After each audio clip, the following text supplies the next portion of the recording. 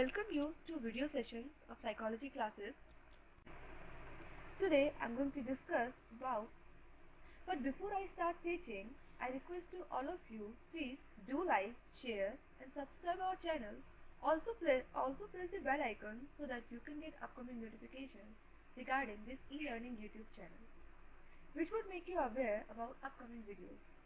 Dear students, आज हम लोग पढ़ेंगे इसकी स्टेजेस क्या क्या है। व्यक्तित्व विकास जब होता है किसी इंसान का या किसी बच्चे का, तो उसकी कुछ अवस्थाएं हैं, है ना।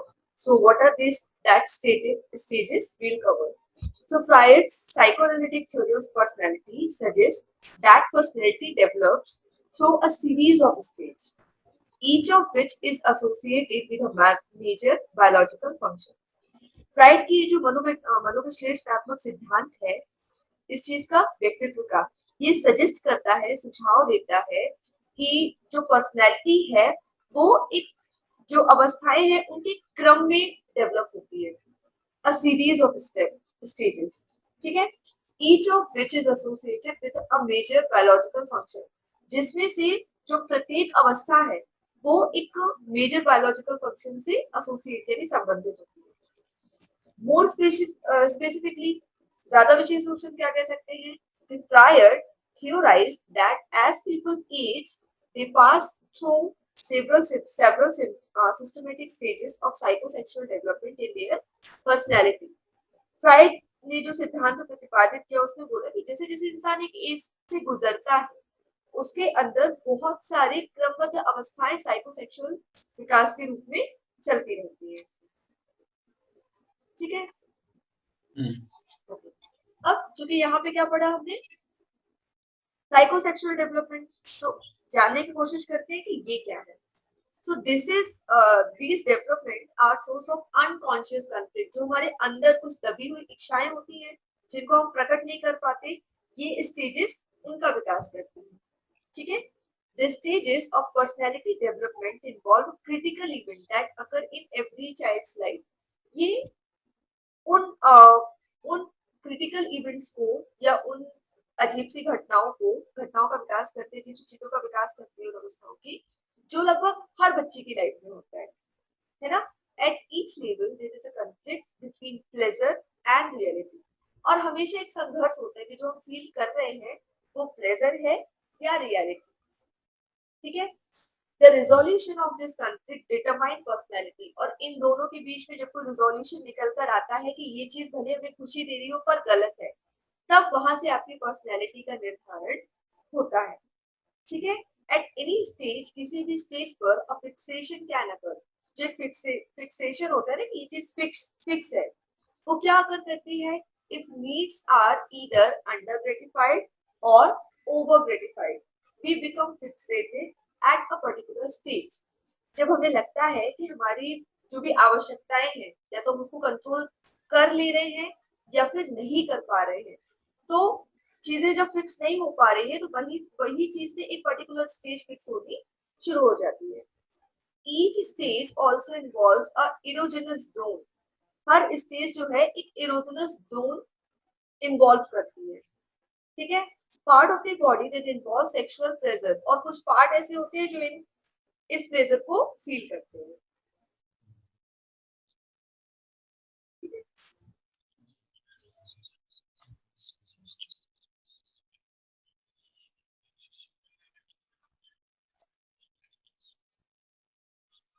ओके। तो फ्राइड एंड पर्सनैलिटी डेवलपमेंट, अभी जो फ्राइड और पर्सनैलिटी डेवलपमेंट है ये किस तरीके से मिक्स है, क्योंकि फ्राइड नहीं बताया था कि पर्सनैलिटी डेवलपमेंट होता है किस तरीके से हो रहा है। सो personality forms during the first few years of life, आपके व्यक्तित्व का विकास जो होता है आपके जीवन के कुछ सालों में होता है। कहते हैं ना, एक बार घड़ा पक्का हो गया फिर उसके ऊपर आप कुछ भी कर लो, लाइक हैंड राइटिंग शुरुआती दिनों में ही सुधरेगी, अब यदि आपसे कोई बोले कि आप अपनी हैंड राइटिंग में सुधार कीजिए तो उसमें कोई भी चेंज नहीं आएगा। Rooted in unresolved conflict of every childhood, और इसकी जो जड़ होती है ये हर बच्चा जो बचपन से कॉन्फ्लिक्ट फील करता है ना, वहां से शुरू हो जाती है, ठीक है। साइकोसेक्सुअल स्टेजेस ये शुरू कब से होती है, 0 से 18 month, centred on the mouth, ठीक है। बच्चे को हर चीज खाना पसंद होती है, हर चीज खाता है वो, खिलौने, खाने की चीज, नहीं खाने की चीज, बर्तन, आप उसके आगे जो भी रखो, ठीक है। 18 to 36 मंथ्स एनल स्टेज होती है। ये हर चीज को छू कर देखेगा, हर चीज को टच करेगा। फेलिक स्टेज क्या होगी? 3 to 6 ईयर होगी। Focus on genital Oedipus complex identification and gender identity. ये पहचानने की कोशिश करता है। ठीक है कि हाँ इस चीज से पता चलता है ये लड़की है, इस चीज से पता चलता है ये लड़का है। जेंडर आइडेंटिफिकेशन होता है इसमें। लेटेंसी ये 6 ईयर के बाद होता है, व्हेन वी जिसको हम बोलते हैं कि puberty hit someone. Sexuality is a dormant. ठीक है, जो सेक्सुअलिटी है ये डोरमेंट है। जेनिशियल प्यूबर्टी ऑन, अब फीलिंग्स स्टार्ट हो जाती है कि अपने अंदर हार्मोन्स चेंज होते हैं तो फीलिंग्स चेंज होनी शुरू हो जाती है towards the opposite sex. Strong conflict can Fixit an individual eight stages 1 2 3। सबसे ज्यादा कॉन्फ्लिक्ट जो होता है वो 3 स्टेजेस में होता है, पहली, दूसरी और तीसरी स्टेज में। अब वो क्या है, ये कुछ स्टेजेस दी गई है, जैसे कि हमने पीछे बताया था ना बहुत सारी स्टेज है। तो सबसे पहला इनिशियल है, की 3 स्टेजेस है ना, ओरल, एनल एंड फेलिक्स। इन्हीं हाँ 3 स्टेजेस में चेंजेस आते हैं ना। बिल्कुल बिल्कुल। ठीक है, तो ओरल स्टेज में क्या होता है? The oral stage is the first period occurring during the first year of life, जब बच्चा 0 से 1 साल का होता है। ठीक है, एनल स्टेज वो हर चीज बोलेगा ना, हर चीज बोलने की कोशिश करेगा। Anal stage next comes to anal stage lasting from approximately 1 to 3 year. ये 1 से 3 साल तक चलेगी। Phallic stage follows with interest focusing on the genital. ठीक है, लेटेंसी पीरियड में क्या होगा? ये फॉलो करेगी जब तक ये प्यूबर्टी आपकी चलेगी तब तक। जेनिशियल स्टेज में ये प्यूबर्टी के बाद भी चलेगी। ठीक है, when a person being mature. अब ओरल स्टेज की जो डेवलपमेंट है वो कैसे होती है? विकास की ओरल अवस्थाएं। ठीक है, जिसको शायद मुखाग्र ऐसे कुछ अवस्थाएं बोलते हैं। टाइम पीरियड क्या होगा? बच्चा पैदा हुआ तब से 18 साल तक, 18 महीने तक। ठीक है, एरोजोनस जोन क्या हो गया? मुंह, क्योंकि बच्चा हर चीज को चक्कर देखने की कोशिश करते हैं ना, हर चीज मुंह में देता है, वो भले खाने वाली हो चाहे ना हो। आप उसके आगे माचिस, मिट्टी कुछ भी रख दो। Oral fixation has 2 possible outcomes. इसके 2 पॉसिबल आउटकम्स आएंगे। क्या आएंगे? ओरल रिसेप्टिव पर्सनैलिटी और oral aggressive personality. Receptive personality में क्या होगा? Pre occupied with eating and drinking. वो हर चीज खाने और पीने की कोशिश करता है ना, कुछ भी दे दो। लाइक आप उसके आगे चश्मा रख दो वो उसको भी खा लेगा, आप उसको गोद में ले लो वो शायद आपका मुंह कान सब खा ले। ठीक है, reduce tension through oral activity. कभी कभी मिसमिसी आती है ना, छोटा बच्चा चद्दर वद्दर चबा लेता है। स्कूल में हम लोग टाई खाते थे, आपको याद हो तो पेन का ढक्कन खा लेते थे। ये क्या करता है? आपकी टेंशन वगैरह को कम करता है। Eating, drinking, smoking, biting nails, ये सारी चीजें। Passive and needy, sensitive to rejection. मतलब इनको लगता है इन्हें हर चीज की जरूरत है। पैम्परिंग होते हैं ना, कुछ भी चीज देखी मम्मी के पीछे छिप गए, पापा के पीछे छिप गए।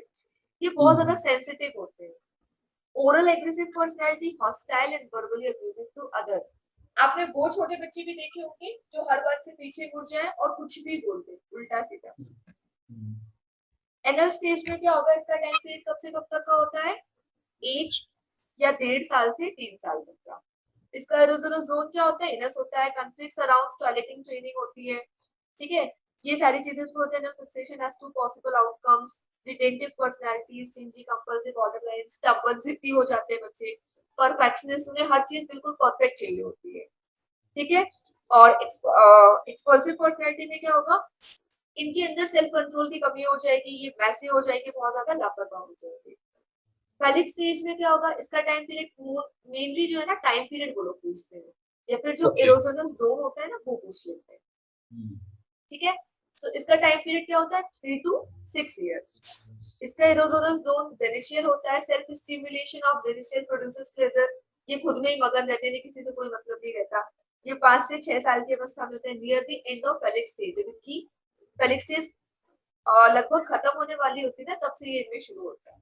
तो चिल्ड्रन एक्सपीरियंस करते हैं जो भी इनके अंदर कॉन्फ्लिक्ट होते हैं, स्पेशली बॉयज, और इलेक्ट्रा कॉन्फ्लिक्ट स्पेशली गर्ल्स।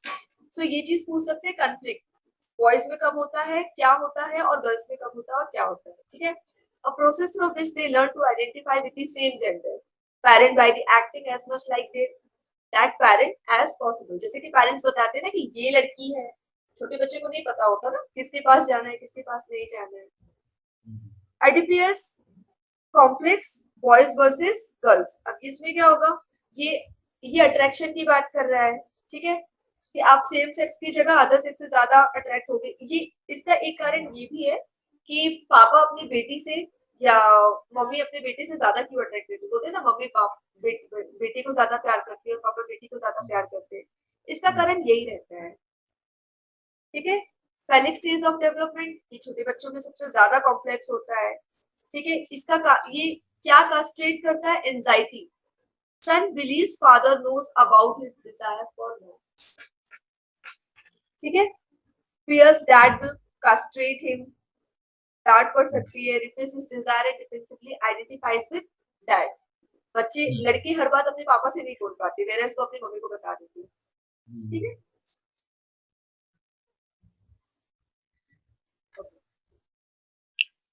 इसको आप पढ़ लीजिएगा, है ना, इसमें इतना कुछ डिस्कस करने जैसा नहीं है। इलेक्ट्रा कॉम्प्लेक्स, इसमें से आपको क्वेश्चंस मिल जाएंगे, बस वही इंपॉर्टेंट है, बहुत ज्यादा डिस्कस करने जैसा इसमें कुछ नहीं। हाँ, हिंदी में डिस्कस करना पड़ता है, यदि तनुजी होती तो, ठीक है। इनिशियल स्टेज है। अच्छा, चलिए सीधे बात करते हैं इसकी समरी पर। सो समरी ऑफ फ्रायड, इनकी समरी क्या है? So Freud psychoanalytical theory has provoked the number of criticism, क्योंकि हर चीज की आलोचनाएं होती है, जैसे a lack of supportive scientific data. ये ऊपर जितनी बात की गई है ना, जितनी भी चीजें की, सबकी सब फीलिंग्स के बारे में बात कर रही है, इनका कोई भी साइंटिफिक डाटा नहीं है। कुछ बच्चे उस स्टेज में वो चीजें इंटीमेसी फील करते हैं और कुछ नहीं भी करते हैं। So there is no specific scientific data. The theory's inadequacy is making prediction, कोई एडिक्वेसी नहीं है थ्योरी की कि बता सके कि नहीं इसके साथ ऐसा हो रहा है तो आगे भी ऐसा ही होगा। It's limitations owing to the restricted population on which it is based, ठीक है। इसकी जो लिमिटेशन है पूरी जनसंख्या पर, तो जरूरी नहीं सब पर सेम चीज फॉलो हो। Still the theory remains popular, फिर भी ये जो थ्योरी है ये क्या है, पॉपुलर है। For instance, the neo-Freudian psychoanalytic theorists build upon Freud's work, जो नव फ्राइडवादी सिद्धांतिक है। कौन है? नियो फ्राइडियन, ठीक है। ये फिर भी फ्राइड के सिद्धांतों पर काम करते हैं। Although they place greater emphasis on the role of ego and paid greater attention to social factors in determining behavior, ठीक है। ये फ्रायडियन थ्योरी है, ठीक है। अब क्या करेंगे हम, इवैल्यूएट करेंगे इस थ्योरी के पर्सपेक्टिव को, ठीक है। सो इसके पर्सपेक्टिव क्या बोलते हैं, were Freud theory the best of his time और वर दे सिंपली इनकरेक्ट। क्या बोला, फ्रायड के टाइम की जो थ्योरी थी, क्या वो उनके समय की सबसे बेस्ट थ्योरी थी या फिर सीधा सीधा बोल देते कि बिल्कुल गलत थी? अब करेंट रिसर्च क्या बोलती है? जो current research contradicts many of Freud's specific ideas. जो करंट थ्योरीज चल रही हैं वो फ्राइड के बहुत सारे आइडियाज को कैंसिल कर देती है, रिजेक्ट कर देती है। Development doesn't stop in childhood, क्योंकि इन्होंने 18 साल प्यूबर्टी की बात की, इन्होंने अवस्थाएं तो बताई ही नहीं, ठीक है। इसका मतलब कि ये सिर्फ बचपन में ही नहीं रुक जाती है, और 13 से 14 साल तक लगभग हर मतलब जो भी इंसान होता है, लड़का लड़की या थर्ड पर्सन, वो सब कौन होते हैं, बच्चे ही होते हैं। उन्हें नहीं पता होता है what are they feeling, what are their feeling, ठीक है। So slip of tongue are likely competing nodes in memory network. जैसे कोई चीज मुंह से निकल गई, बोलते हैं ना, तो वो एक तरीके का नोड है मेमोरी नेटवर्क में कि नहीं समझ में आ रहा, आपने बस हिला दिया। ड्रीम में not been conscious drives and wishes, जरूरी नहीं कि जो आपने सपने में देखा वो आपके कॉन्शियस ड्राइव एंड विशेस ही हो। सपने में तो हम मूवी देखते हैं ना कि हम पानी में डूब गए, ऊपर से कूद गए, तो यदि सपना हमारी दबी हुई इच्छाओं को बताता है, तो ये किसकी दबी हुई इच्छा होगी कि वो पानी में कूद गया या वो छत से कूद गया या उसके ऊपर गुंडे भाग रहे हैं। बचपन में ऐसे सपने आते थे ना हमें कि बहुत सारे लोग पीछे भाग रहे हैं, ये किसकी दबी हुई इच्छा है? किसी की नहीं, क्योंकि हमें अपनी सारी इच्छाएं पता होती है, हम उसको एक्सेप्ट करें या ना करें, ठीक है। अब फ्राइड के आइडियाज किस रूप में, as a scientific theory. So theories must explain observations and offer testable hypothesis. ये क्या एक्सप्लेन करती है, ऑब्जर्वेशन और टेस्टेबल हाइपोथेसिस। कुछ ऑब्जर्वेशन, कुछ ऑब्जेक्टिव ऑब्जर्वेशन है और कुछ हाइपोथेसिस भी है।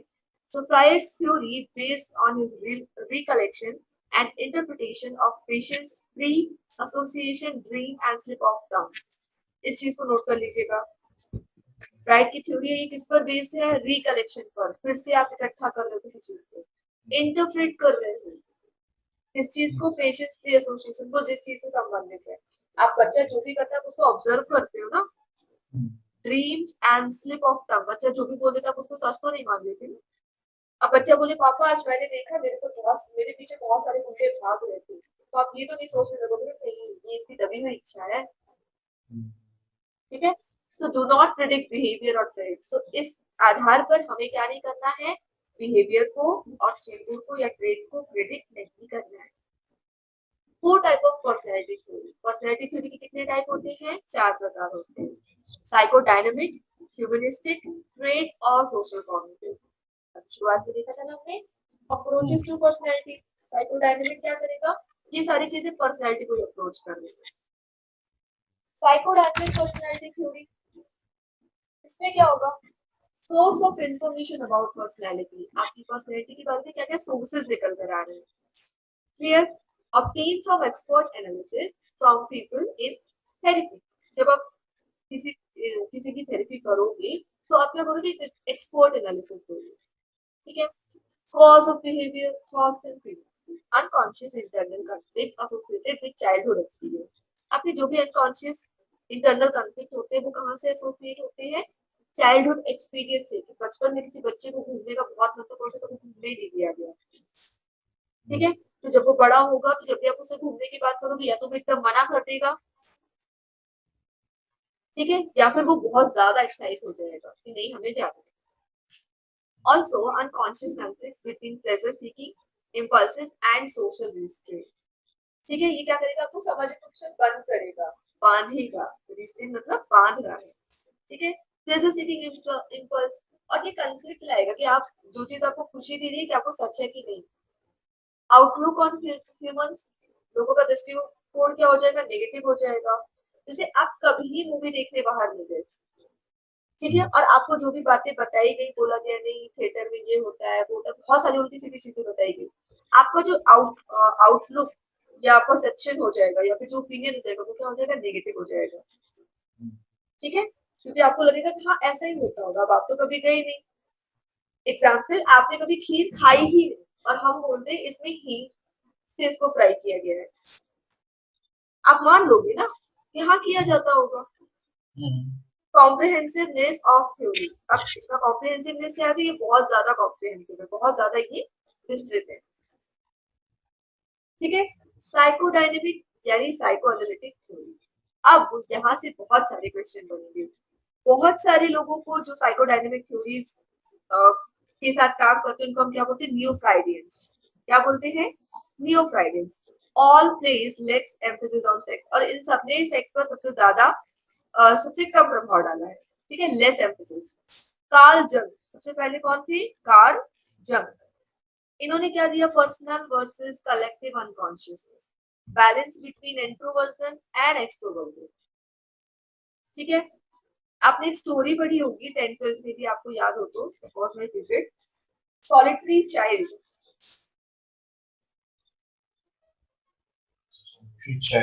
सॉलिटरी चाइल्ड बहुत अच्छी स्टोरी है ना, उसको जरूर पढ़िएगा इन टाइम. इसमें सॉलिटरी और अच्छा ये बताइए पहले, सॉलिटरी और लोनलीनेस का मतलब क्या होता है? सॉलिटरी लोनलीनेस तो हो जाता है कि जब आप ग्रुप से अकेले हो जाते हैं, और सॉलिटरीनेस में हो जाता है कि आप रहते हैं ग्रुप में ही है बट आप उसमें इंटरेक्ट नहीं करते हैं, ऐसा कुछ है. सॉलिटरी का मतलब ये होता है कि आप अकेला है और अकेले महसूस नहीं कर रहे हैं. जैसे किसी किसी को सोलो ट्रिप पसंद होती है, अकेले घूमना पसंद होता है. उस समय पे वो है तो अकेला पर वो अपना अकेलापन एंजॉय कर रहा है. यस, सॉलिट्यूडनेस को वो एंजॉय कर रहा है. पॉजिटिव सेंस है. हाँ, जरूरी नहीं है कि उसके पास बहुत सारे लोग हो बात करने के लिए. लोनलीनेस में क्या होगा? उसके पास बहुत सारे लोग हैं, वो बहुत सारे लोगों से घिरा हुआ है, वो चाहता है कि बहुत सारे लोग उससे बात करें पर फिर भी वो बात नहीं कर पा रहे हैं.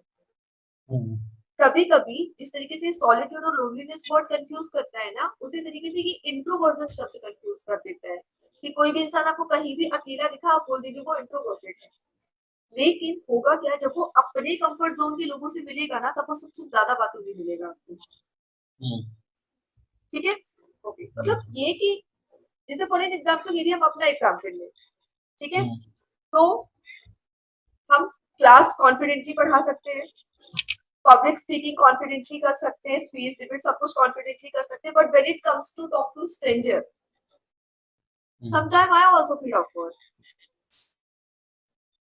ठीक है, so this is your introvertness, कि आप खुद को महसूस कर रहे हो। आप इंट्रोवर्ट का मतलब ये नहीं है कि आप किसी से भी बात नहीं करते हो, आप खुद में मगन रहते हो। इंट्रोवर्टेड का मतलब ये कि आप सबसे ज्यादा सोचने वाले इंसान हो, आपका दिमाग शांत नहीं रहता, हमेशा कुछ ना कुछ खुराफात चलती रहती है, शैतानी जिसको हम बोल सकते हैं। ठीक है, बोलते हैं ना तूफान के आने के पहले की शांति। ओके, सो एक्सट्रोवर्जन का क्या मतलब होता है, हमेशा ब्लास्ट होता रहता है, हमेशा हर जगह। जैसे आप यदि शांत चुपचाप बैठे भी होंगे ना, कोई चीज आपके दिमाग में चल रही है, एक्सट्रोवर्टेड को मतलब नहीं होगा, वो आके सीधा बोलेगा और भाई क्या हो रहा है, मतलब वो हर जगह हर किसी से भी बात कर लेगा। ठीक है, सबकी अपनी अपनी अलग अलग क्वालिटीज होती हैं। सो कार्ल जंग ने क्या बोला, personal versus collective unconscious. Personal मतलब कोई चीज आपके लिए है, अनकॉन्शियस मतलब आप अपनी पता नहीं कितनी इच्छाओं को दबाते जा रहे हो, ये सोचकर कि कहीं ये गलत तो नहीं है। Balance between introversion and extroversion, आपका इंट्रोवर्जन और एक्सट्रोवर्जन पर्सनैलिटी के बीच में एक बैलेंस होना चाहिए, जो कि मिलकर क्या बनाएगा, एम्बोवर्ड। एम्बोवर्ड, ठीक है, देयर शुड बी एडजस्टमेंट। ना ही कंप्लीट इंट्रोवर्जन होना चाहिए, ना ही कंप्लीट एक्सट्रोवर्जन होना चाहिए। ठीक है, इंट्रोवर्जन इतना शांत कि आप अपने ही बर्थडे पे चुप हो, आपकी खुद की शादी है और आप बिल्कुल चुप हो। एक्सट्रोवर्जन मतलब इतना कि पता चला तूफान आ गया और आप उसी पे पार्टी कर रहे हो, तो कोई फर्क ही नहीं पड़ रहा, जाओ जाने दो। तो there should be a balance. इसके बारे में कौन बात कर रहे हैं, कार्ल जंग।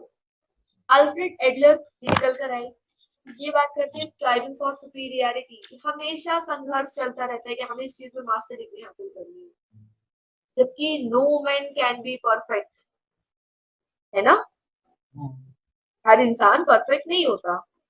ठीक है, पर फिर भी आप हमेशा सुपीरियरिटी से संघर्ष कर रहे हो। लाइक आप मैथ आर्ट म्यूजिक सब में सुपर बेस्ट हो, पर फिर भी आप दुखी क्यों हो, आपके मैथ में मार्क्स अच्छे नहीं, या आपको डांस करना नहीं आता, या आपको फुटबॉल खेलना नहीं आता, मोटिवेशन टू मास्टर एनवायरनमेंट, आप आपको गर्मी में पसीना आता है, अब आप फिर भी कोशिश कर रहे हो, नहीं मैं तो ये काम कर लूंगा, अरे आपका दम घुट जाएगा। Notion of an inferiority complex, हमेशा इंफीरियरिटी कॉम्प्लेक्स से झगड़ते हो। अच्छा चलो आपको सारी चीजें आती हैं, आपको बात करना नहीं आता, लो मैं तो दुनिया का सबसे बुरा इंसान हूँ। आप पूरे गेम में मास्टर हो, आपको फुटबॉल खेलना नहीं आता, लो भाई मुझे तो ये भी नहीं आता, मतलब इंफीरियरिटी कॉम्प्लेक्स से आप डील कर रहे हो।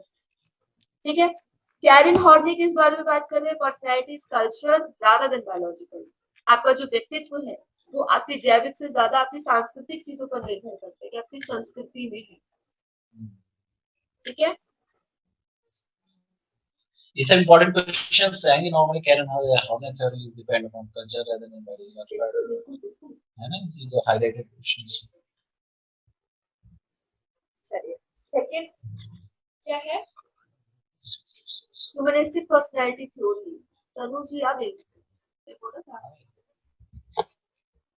हाँ, शील बम्प रैंडमली।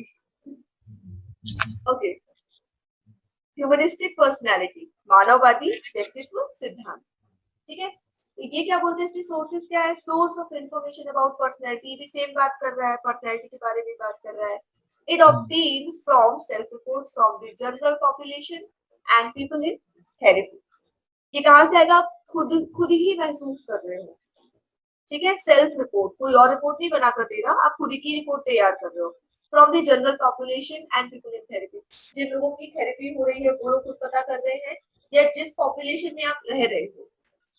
कभी कभी आपको खुद को देखकर महसूस होता होगा ना कि यार मैं कितना अच्छा हूँ, या मैं कितना सुंदर हूँ, या जो भी चीजें अपने बारे में आपको पॉजिटिविटी फील हो रही हो, तो ये आपकी सेल्फ रिपोर्ट है। बोलते ना दुनिया कुछ भी कहे आपको उस पर ध्यान नहीं देगा, पर इतना भी नहीं कि दुनिया बोले वहां आग लगी है फिर भी आप वहीं चले जा रहे हो, जल जाओगे। Cause of behaviour, thoughts and feelings. ठीक है, इसके कॉज ऑफ बिहेवियर मतलब इसके कारण क्या है, बिहेवियर, थॉट्स और फीलिंग। सेल्फ कॉन्सेप्ट, आपने खुद के लिए अवधारणा बना ली। सेल्फ एक्चुअलाइजिंग टेंडेंसीज, आप खुद को ही महसूस कर रहे हो। Conscious feelings about one self, आप खुद के लिए बहुत ज्यादा कॉन्शियस हो, या किसी एक इंसान के लिए आप बहुत ज्यादा कॉन्शियस हो। ठीक है, based on one's previous experience, ये किसी एक के एक्सपीरियंस पर डिपेंड करेगा कि मैंने पिछली बार पिछले रिलेशन में अपने ऊपर ध्यान नहीं दिया, इस बार मैं अपने ऊपर ध्यान दूंगा। पिछली बार मैंने उस पर ध्यान नहीं दिया, इस बार मैं उस पर ही ध्यान दूंगा। ठीक है, क्योंकि there is a huge difference between love, doubt, care, positiveness. ठीक है, आउटलुक ऑन ह्यूमन, इसका आउटलुक क्या होगा, पॉजिटिव, जबकि साइकोएनालिटिक का आउटलुक क्या था, नेगेटिव। ठीक है, क्वेश्चन क्या फ्रेम होगा, मनोविश्लेषणवादियों का जो दृष्टिकोण है मानवों के प्रति वो क्या है, नेगेटिव, और मानववादी अप्रोच में क्या है, पॉजिटिव, सकारात्मक। ठीक है, comprehensive of theory, Fairlie comprehensive, जबकि पहला वाला क्या था, बहुत ज्यादा विस्तृत था, ये ठीक था।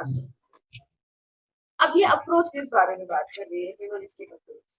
तो इसके फाउंडर कौन है, मैस्लो और रोजर। ठीक है, मैस्लो क्या लेकर आए, सेल्फ एक्चुअलाइजिंग पर्सन। ठीक है, रोजर क्या लेके आए, पर्सन सेंटर्ड, व्यक्ति केंद्रित परिप्रेक्ष्य। ठीक है, healthy rather than sick, individual as greater than sum of test scores. मतलब आप ठीक ठीक दिख रहे हो, आप हेल्दी दिख रहे हो, ठीक है, पर आप फिर भी बीमार हो क्योंकि आपका मन ठीक नहीं। Individual as greater than the sum of test scores, मतलब जरूरी नहीं है आपका टेस्ट स्कोर अच्छा आया फिर भी आप खुश हो, क्योंकि उस एक सब्जेक्ट में आपने मार्क्स कमाए ना।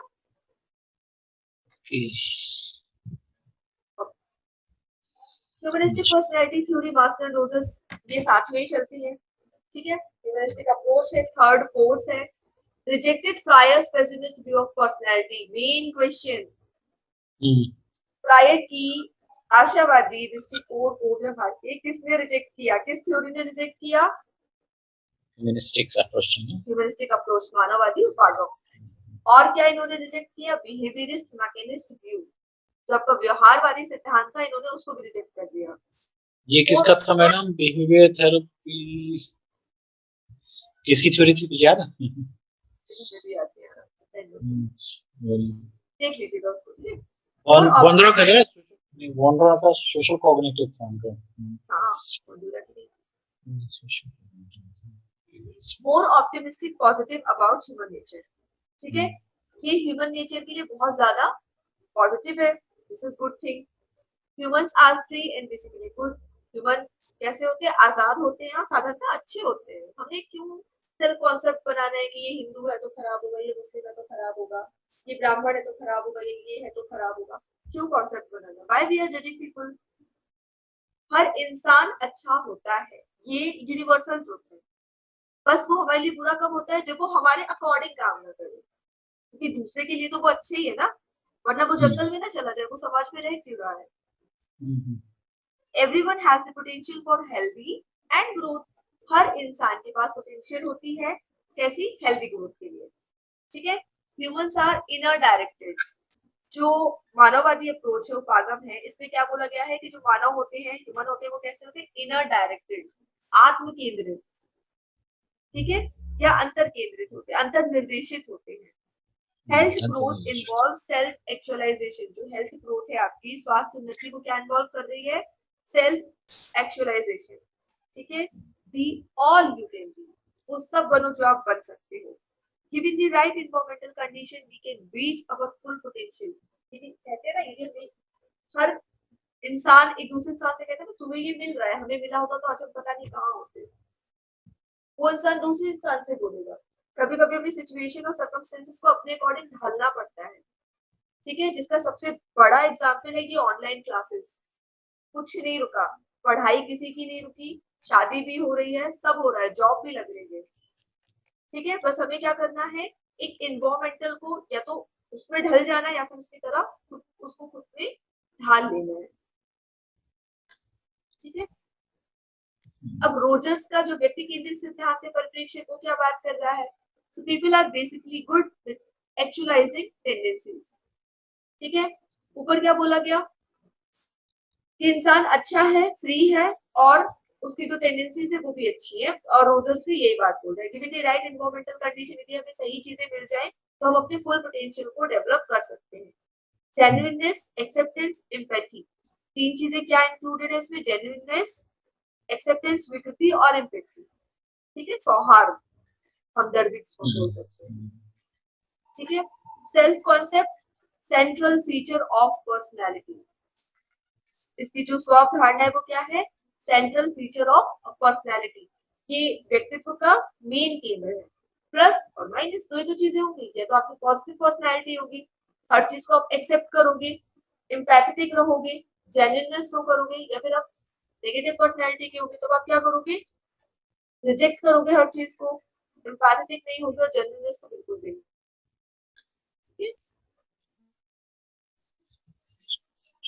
होता है ना, 100 में से लगभग 80% लोग ग्लैमरस से ज्यादा डिसेंसी को फॉलो करते हैं, डिसेंट दिखता है इंसान। Humanistic personality theory Carl Rogers के अकॉर्डिंग, सो इनकी जो सेल्फ कॉन्सेप्ट था वो क्या था? अवर इमेज और परसेप्शन ऑफ अवर सेल्फ, हमारे खुद के बारे में हमारी कल्पना क्या है और अवधारणा क्या है। Real self versus ideal self. अब हमारे अंदर भी दो होती है, एक तो वास्तविक स्व होता है, एक आदर्श स्व होता है। एक वास्तविक स्व जैसे हम हैं, मतलब हमें घर पे गुस्सा आ रहा है तो आ रहा है, और बाहर नहीं आ रहा है तो नहीं आ रहा है, दोनों हम ही है, चेंज कुछ नहीं हो रहा है। ठीक है, we have a need for positive regard, approval from other. हमारे अंदर ना एक नीड बनने लगती है कि हमें हर चीज का हमें अश्योरेंस चाहिए। हम दोस्तों से पूछते ना मैं कैसा दिख रहा हूँ, मैं अच्छा तो हूँ ना, मेरा सिलेक्शन तो हो जाएगा ना, मुझे मेरी शादी तो हो जाएगी ना। ये सारी चीजें क्या है? नीड है एक तरीके की, कि आप बताओ, अश्योर करो हमें। ठीक है, लाइक हम आपको पढ़ा रहे हैं तो हमें पूछे, एक बार पूछा दैट इज नॉर्मल कि आपको समझ में आ रहा है कि नहीं। अब हम बार बार आपसे हर दूसरे दिन वही पूछे, आपको समझ तो आ रहा है ना, हम अच्छा तो पढ़ा रहे हैं ना। If you are continuing something that means you are liking this. ठीक है, तनु जी फिर चली गई, शायद नेटवर्क इशू होगा।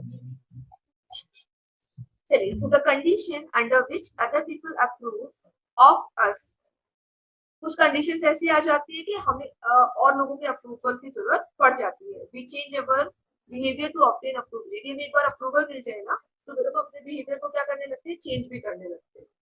कभी कभी हम अप्रूवल नहीं मांगते फिर भी मिल जाता है कि यार तुमने वहां उस तरीके से बात की, वैसे बात नहीं करनी चाहिए। ठीक है, ये तुम्हें ये पहनना चाहिए था, ये तुम्हें ऐसे खाना चाहिए था, कुछ लोग ऐसे ही बता देते हैं। What we need is unconditional positive regard, पर हमें चाहिए क्या? Unconditional positive regard. ठीक है, हम हमारे दोस्त हमें इसलिए अप्रूवल ना दे क्योंकि उनके पास वो चीजें हैं। अप्रूवल का मतलब ये नहीं है कि आप ट्राइमेक्स से लिख रहे हो तो हम भी ट्राइमेक्स से लिखे, नहीं है हमारे पास 5 रुपए का पेनी है। यदि आप हमें अपना दोस्त कहते हो तो आप हमें वैसे एक्सेप्ट करो जैसे हम हैं। एंजाइटी सिग्निफाइज दैट, जैसे कि कोई मोटा इंसान आपके सामने आए तो आप उसे तब तक मत बताइए कि वो पतला होने के लिए क्या करे जब तक वो आपसे ना पूछे कि मैं पतला कैसे हो सकता हूँ। ठीक है, anxiety signifies that we are not being true to our ideal self. Anxiety जो हमारी चिंता है ना वो सिग्निफाई करती है कि हम अपने आइडियल जो सेल्फ है ना उसके लिए हम सच्चे नहीं है, सही नहीं है। Well adjust person, self concept and experience, हम वेल एडजस्ट हैं, सेल्फ कॉन्सेप्ट और एक्सपीरियंस भी है। ठीक है, मानिए आपको हर गलत जगह पर गुस्सा आ जाए पर आप ये आपका रियल सेल्फ है, पर आप ये एक्सेप्ट नहीं कर पा रहे हो कि हाँ आपको कभी कभी गुस्सा आ जाता है, ये आपका आइडियल सेल्फ है। आप बनाने की कोशिश कर रहे हो। मोस्टली ये किनका नेचर होता है? नेताओं का, पॉलिटिशियंस।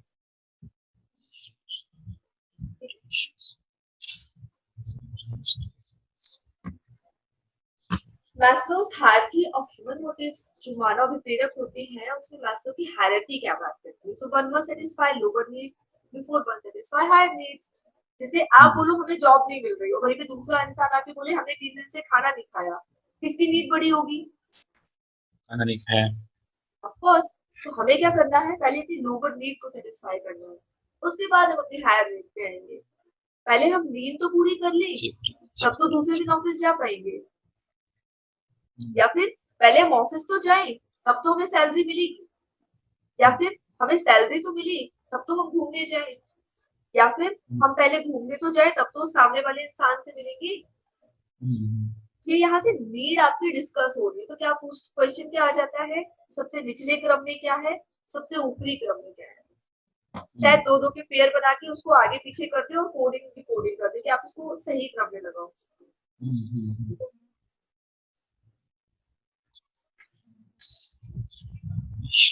इनका पूरा नाम क्या है, अब्राहम मास्लो।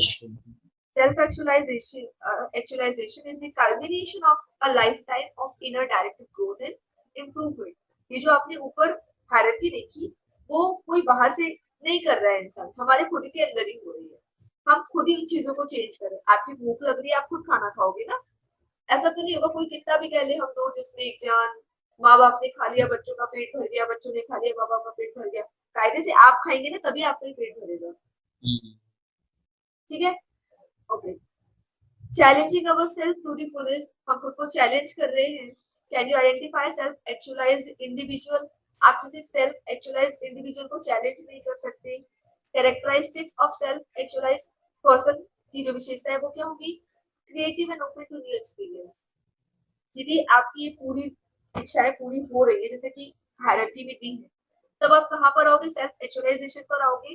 वो आपको बताएगा कि आप कितना क्रिएटिव हो। आपकी जेब में पैसे होंगे तभी आप घूमने जा पाओगे ना, तभी आप वर्ल्ड को अडोर कर पाओगे। अब कोई आपसे बोले यदि आपने जीवन में घूमा नहीं तो आपने कुछ भी नहीं किया, आप लोग यहाँ खाने के तो वादे लगे हुए हैं, हम कहाँ से घूमने चले जाएं। जब आपका ये सारी चीजें बेसिक नीड्स आपकी सारी पूरी हो जाएंगी, जब आप सेल्फ एक्चुअलाइजेशन पर आओगी, तब आप क्रिएटिव होगे कि चलो अपने पास टाइम है, कुछ नए एक्सपीरियंसेस लिए जाए। कमिटेड टू अ कॉज और अ हायर गोल, या तो आप अपने कारणों से कमिट रहोगे कि इस वजह से ऐसा नहीं हो पा रहा है, या फिर आप अपना एक हायर गोल बनाओगे कि मुझे ऐसा करना है, इसलिए मैं इस टाइम पर ये चीजें नहीं कर पा रहा हूँ। जैसे आप बोलो कि नेटवर्क नहीं आ रहा है इसलिए मेरी पढ़ाई नहीं हो पा रही है, तो आप इस कारण से कमिट करोगे। या फिर आप बोलो कि मुझे पढ़ना है, एग्जाम क्रॉस करना है, जॉब पानी है, इसलिए आज मैं घूमने नहीं जा पा रहा हूँ। Trusting and caring of others yet not dependent, आप लोगों पर भरोसा भी करोगे, उनकी परवाह भी करोगे, पर उन पर डिपेंडेंट नहीं रहोगे। ठीक है, have the courage to act on their convictions. ठीक है, और आपके अंदर इतनी हिम्मत भी रहेगी कि आप उनको कन्विक्ट कर सको यदि उन्होंने कुछ गलत किया है तो।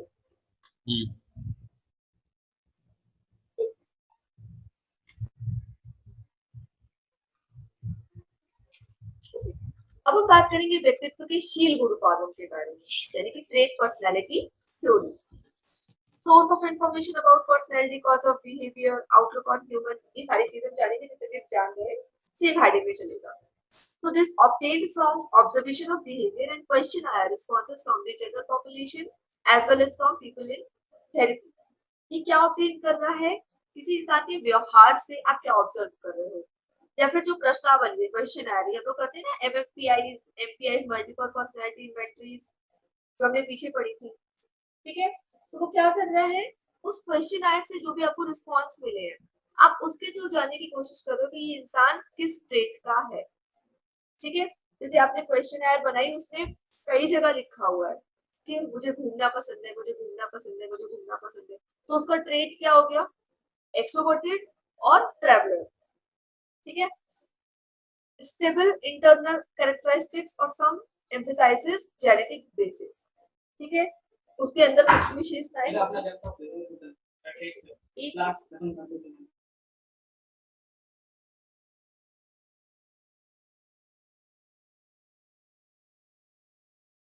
अभिषेक जी, आपकी क्लास ना हम थोड़ा बाद में कंडक्ट करते हैं, आपको टाइम बता देंगे। ठीक है,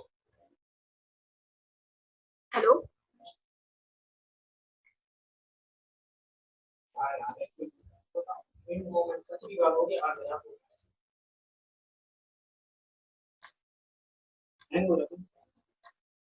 ठीक है। सो That's it for the day. If you have some kind of query or any kind of question, you can mail me at dubekanksha42@gmail.com.